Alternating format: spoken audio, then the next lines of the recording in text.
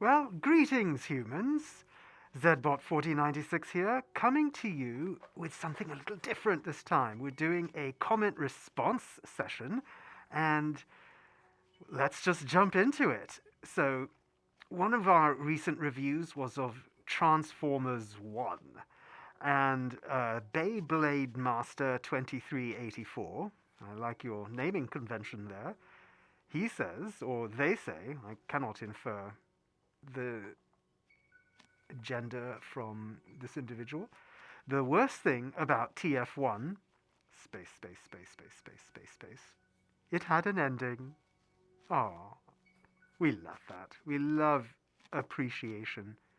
Making things is hard, and we realize as a critic that it's there's a lot of effort that goes into each one of these. So being able to find the good, and there is so much good in this film that it is good to see others enjoying it.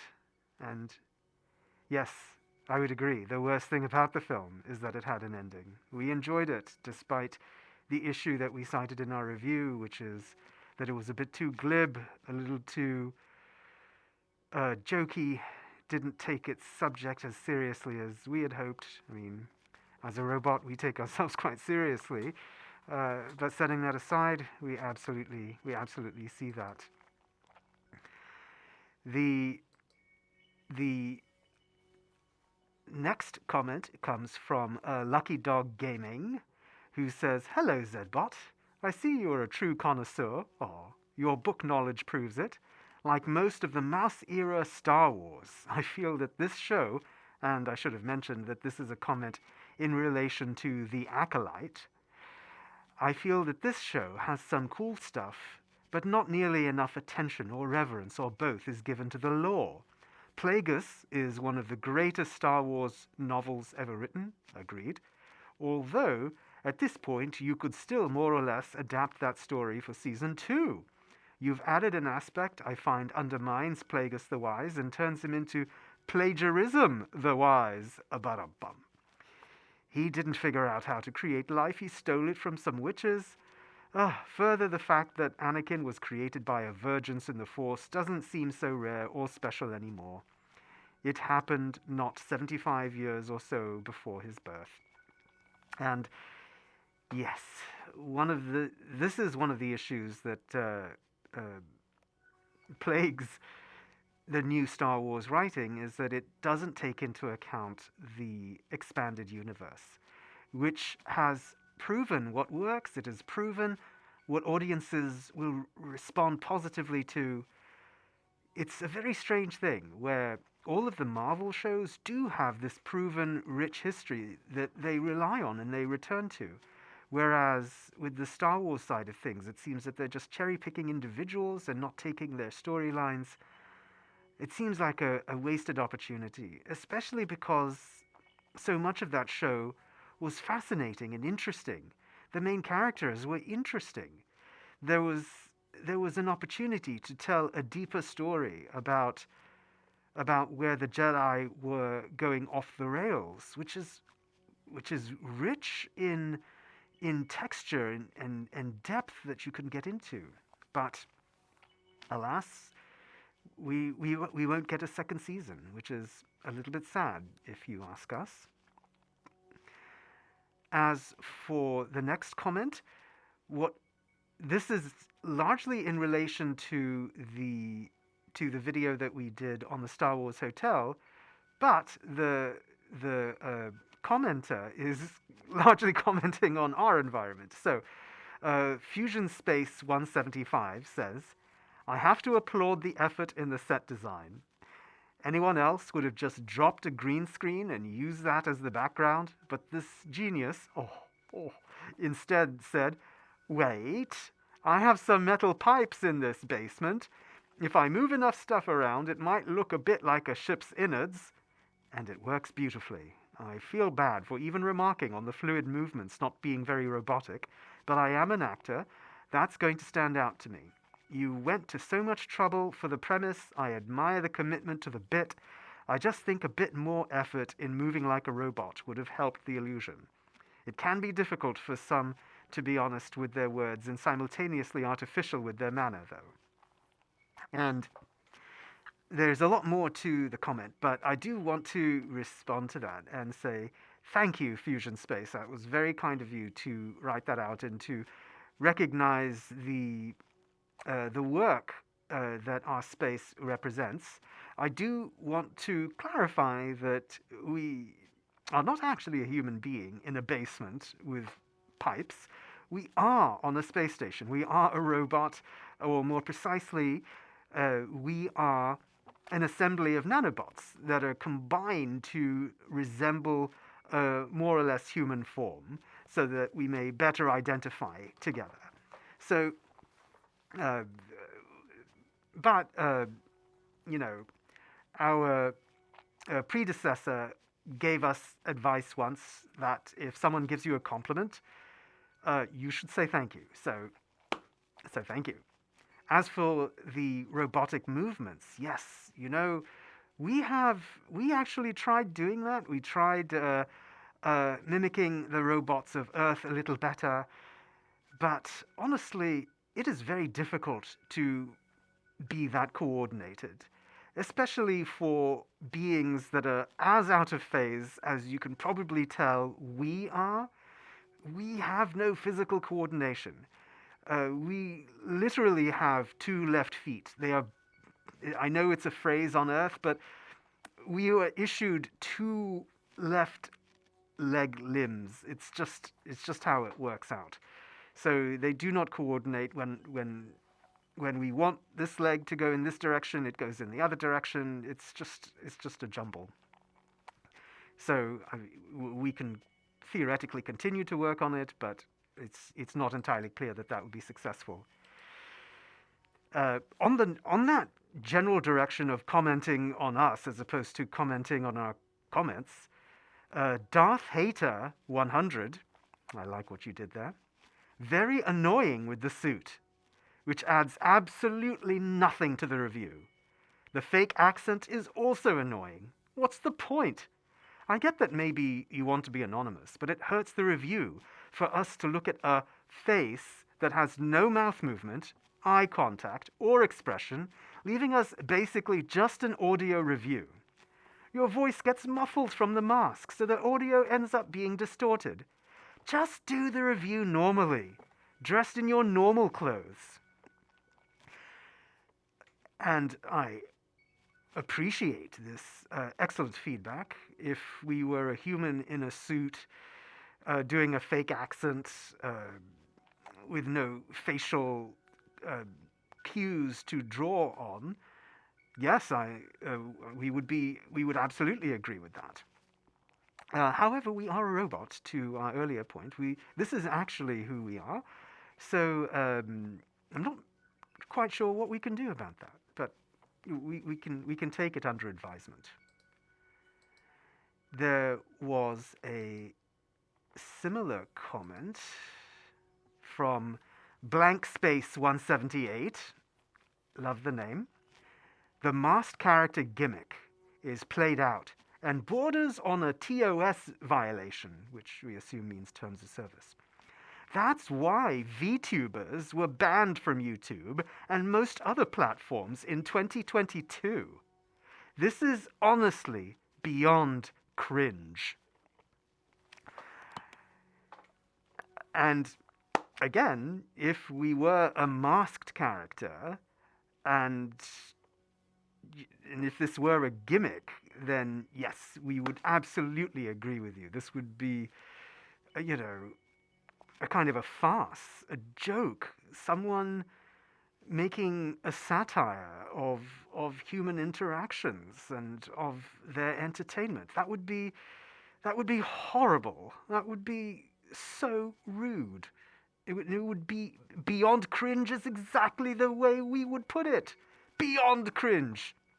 Cringe is here, and this is beyond cringe. Like Battle Beyond the Stars or Mad Max Beyond Thunderdome. It would be beyond. Or Star Trek Beyond. Beyond cringe. Took the words right out of our oral capacitor.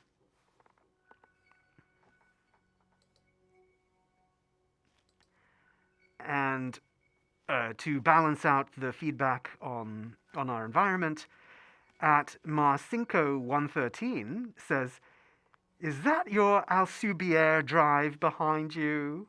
Or your cousin HVAC?" Alcubierre drives are faster than light drive systems that are theorized on Earth but are actually real. And Marcinko 113, I commend you for recognizing that. One has to wonder if I have a colleague on Earth who is breaking silence and recognizing things that they shouldn't. Uh, we will we will simply note this as a comical reference. This couldn't possibly be someone who's actually identifying working hardware that humans are not supposed to have yet. But yes, haha, very funny.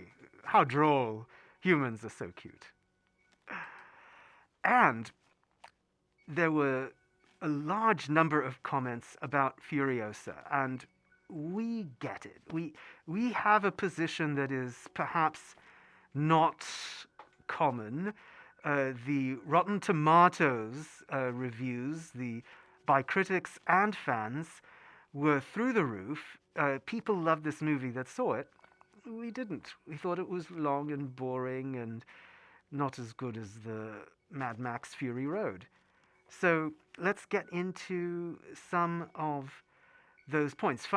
At first, there was actually let's do let's do this in terms of where most of the comments were, which is one from JZ Concepts, who is clearly a wonderful human being. Zbot, we see eye to eye on Fury Road, which was incredible, but with Furiosa, I disagree. I loved it. Not as much as Fury Road, but I'm so glad I saw it in the theaters. Need to see what happens next. Not as much as Fury Road. Yes, we are there together. It's just not there. It's anticlimactic to see a film that is not as good from the same team. You wait too long, you go 10 years, and you lose the magic, is how I'm responding to that comment. Jay-Z Concepts is not alone, though. In fact, most of the feedback was like this. For example, at Joshua Boudreau, 5258, people knew what happened to the Titanic. Oh, because I'd made the point that as a prequel, it is anticlimactic when the climax happens because you know who has the plot armor to survive to the next film. But I'll start over. People knew what happened to the Titanic, yet people still enjoyed the story we got in the movie. Well, some people. And Star Wars, blah, blah, blah. The movie was good as a standalone. Relying on Max to pull a movie is subjective to the viewer.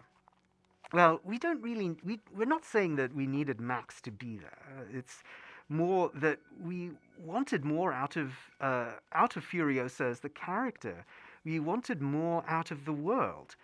And we wanted something that was snappy, that really kind of zipped along, like Raiders of the Lost Ark, like Die Hard, all of these great action movies. They just keep you going. They don't give you a chance to look at your watch. They don't give you a bio break for organic humans. You just don't want to leave. You're just kind of riveted. As it happens, I observed many humans going for bio breaks in this film. So take it for what you will. And there was one commenter who was on the same wavelength as us. So let me just get into that. At Dexter McGrubbin. Ooh, I like that name. Furiosa has many issues, but my biggest gripe is how they glossed over the most interesting things about her character and her world. Yes, right.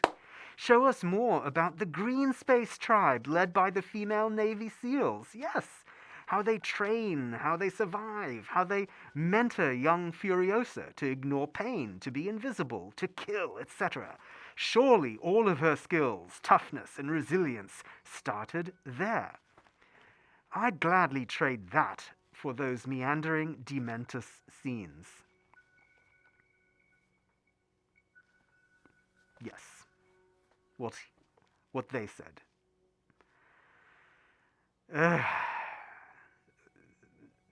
we frequently have that sinking feeling when the story that is implied by having a prequel or a day one event like that Quiet Place day one, you expect certain things to be there, but they end up taking up too much time with this other stuff, this other added stuff that you don't want and you have to take and digest, and you're not getting what you want. That's the feeling that we had watching Furiosa. And we get that people like the look of it. It was, well performed, all that. But we're not going to recommend it to the galaxy. We are sorry. Oh, and uh, the last comment comes from Beep 2077 on our own team, who asked, what do we have coming up? How are we planning ahead? Well, that is a great question. One of the things that we're doing, as you might infer, is that we aim to be presenting some feedback on human rectangular content on a weekly basis, mostly Fridays. And what we have coming up, what we have next, and maybe what you expected to be seeing today, what we're going to do next week is our review of Venom: The Last Dance, followed by It Was Agatha All Along, the finale, followed by the finale of Penguin, followed by Gladiator 2, followed by Wicked, and Lord of the Rings: War of the Rohirrim is on the calendar here. We'll see how these all net out. There may be additional television shows, and oh yes, there are a couple of 4K home video releases that we are keeping our eye on. There's The Seven Samurai by Akira Kurosawa. There's Demolition Man with Rocky, that human, Sylvester Stallone, and Wesley Snipes. Yes, yes, yes. And there was another one we're very excited about. Oh, it's Riddick, which is the third film in the Riddick sequence. Chronicles of Riddick is our favorite out of the three, but we're still excited to see that film. And yes, and and the original Terminator is coming out on 4K, so we're very excited to do a review of that as well. So that about covers the set of questions that we pulled and were interested in discussing with you all. Please keep those comments coming in. As you can see, we value them, we digest them, we consider this a key part of our engagement and our refinement of our messaging back to Zogplex, so that we can continue to have the human voice reflected in the cosmos. So until next time, I'm still doing that Star Trek thing, but here we go. Farewell, humans. We'll see you soon.